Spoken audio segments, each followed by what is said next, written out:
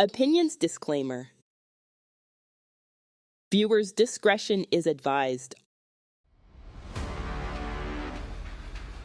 Are we living in the age of scammers? Have you noticed the influx of scammers being exposed lately? Have you noticed the influx of content exposing potential scams and scammers? Have you noticed the influx of people exposing these scams and scammers?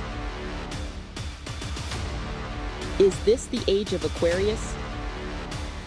Where did all these scammers come from, and why are they all being exposed now?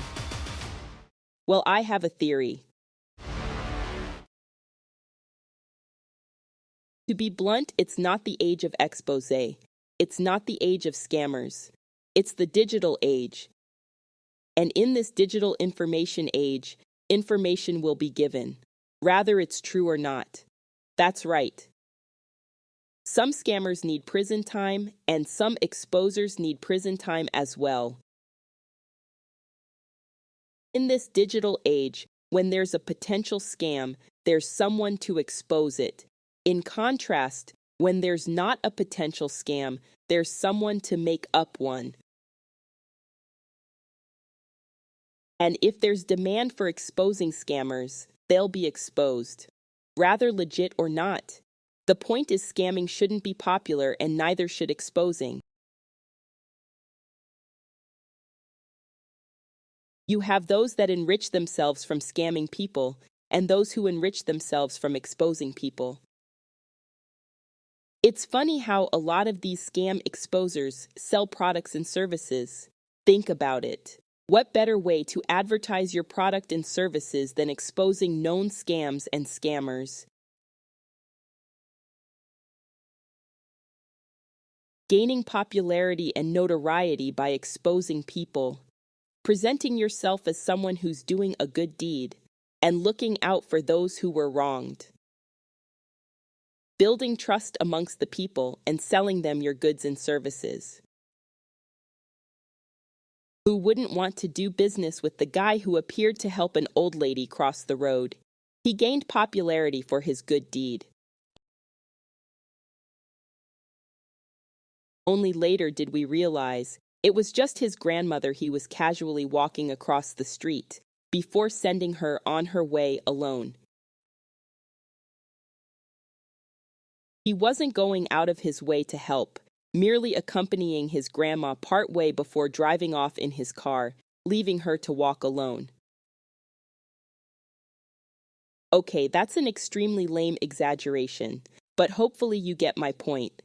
But hey, since I'm making lame examples, here's 5 more.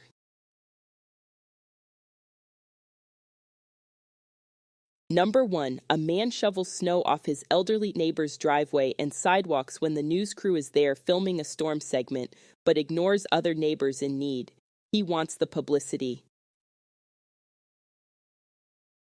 Number 2, a popular blogger raises money for a sick child's medical bills, then secretly keeps half the proceeds, unbeknownst to donors. She wants to look charitable while profiting personally. Number 3, a wealthy businessman hands out free meals to the homeless one Thanksgiving when running for public office.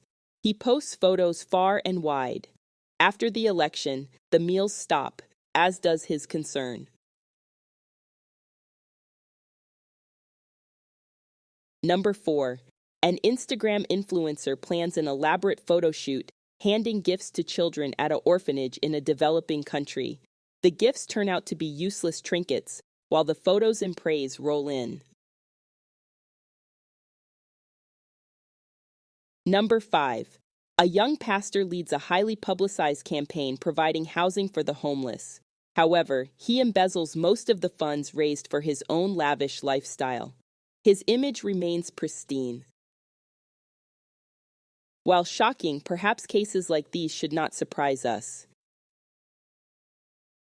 They reveal the capacity in human nature for deceit, promoting an image of virtue, compassion, and generosity, when the true motivation lies in selfishness and personal gain.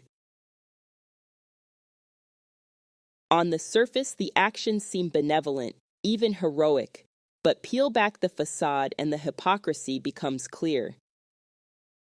This disparity between outward appearance and inward truth threatens to undermine societal trust and goodwill. If crooks can so convincingly pose as saints, what hope have we for discernment?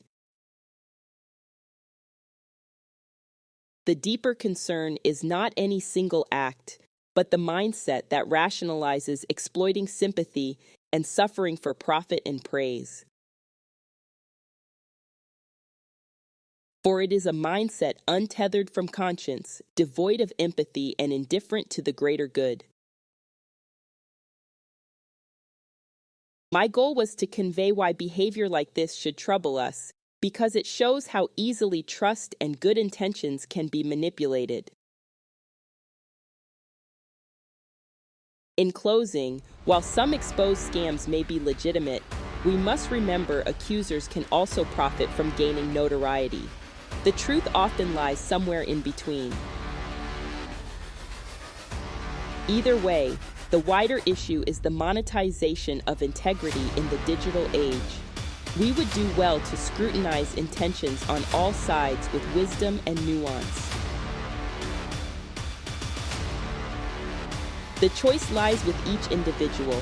Will we operate from compassion or greed as we shape the world around us?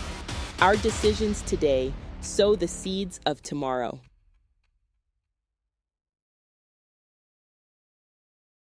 Thanks for your time. Love, Kristen.